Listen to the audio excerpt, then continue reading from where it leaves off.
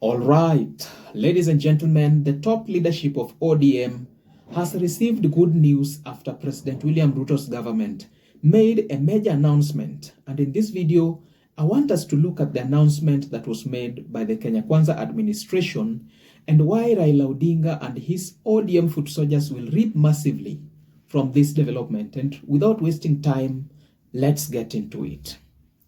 President William Ruto recently summoned all cabinet secretaries and permanent secretaries to State House to sign performance contracts. And immediately after the president was done with this activity, the Public Service Commission under Felix Koskei announced that there are vacancies and that the government is planning to hire principal secretaries.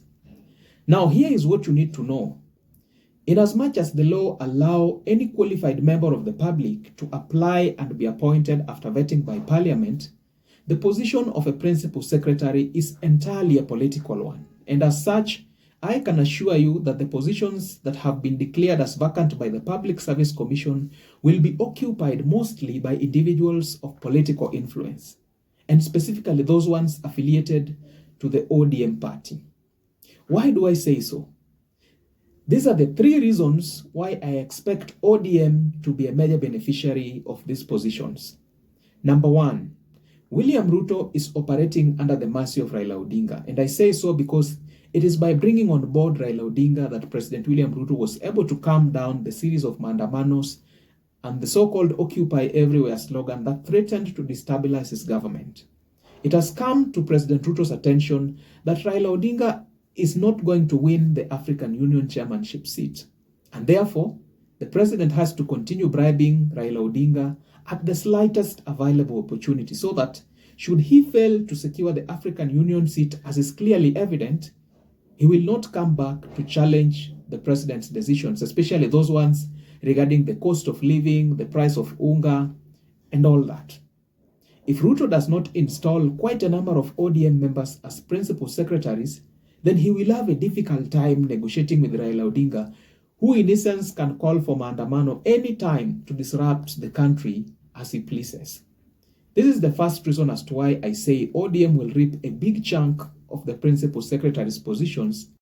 As usual, Raila Odinga will just release his men and pretend that he has sent them to help William Ruto push the so-called government agenda, as Peter Salasia now confirms. Mimi nataka niulize watu wa ODM, mkiwa mnasema ukweli, kama kweli baba anasema na believe in mambo ya oversight, mbona aliuzia Ruto wale wa ODM wake members wake kwenda kule? Lazima tuambiane ukweli. So you cannot talk about the issues to do with the oversight when you are still giving your members, unawapatia una hand over kwa rais ataweza msaidie kupush agenda ya mambo ya shasha hapa ndio anasema hapa. Na yeye bado anasema hivyo, yeye ana support mambo ya Dan. Ndio tumesema mara hii sisi hatutaenda hiyo safari ya kuweka kwa mnanda. Bili yoyote ikikuja ambayo iko controversial, lazima tuangalie the implication yake itakuwa namna gani. Tulileta the new model funding iko na shida. Tumeleta hii maneno ya SHA kwa sababu hatuko na transition, proper transition. Ndio hii imeleta shida, watu wetu wanaumia.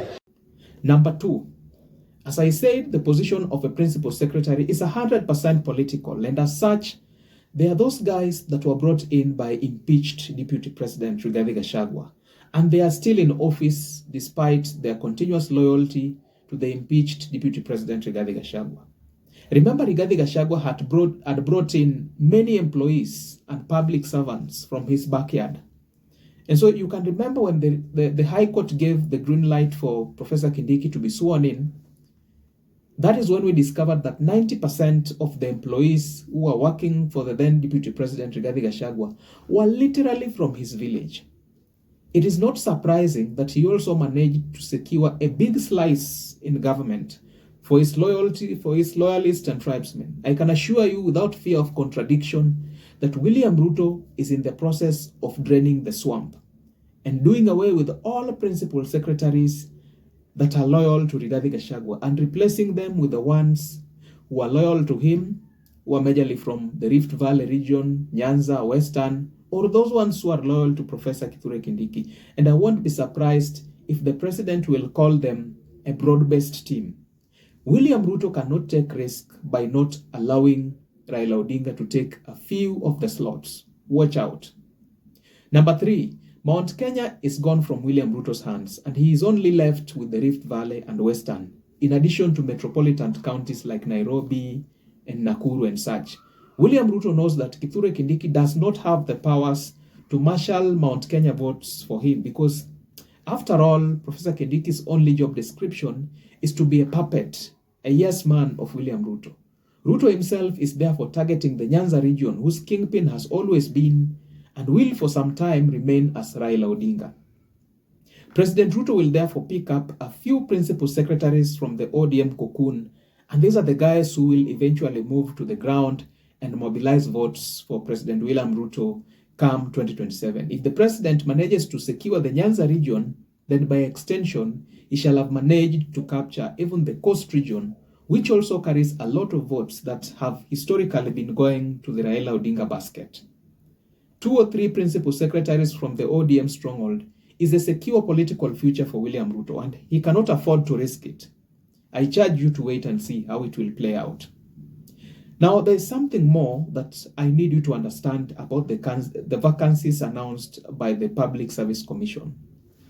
The commission, which is led by Felix Koskei, does not state categorically the state departments or government institutions in which the vacancies have risen.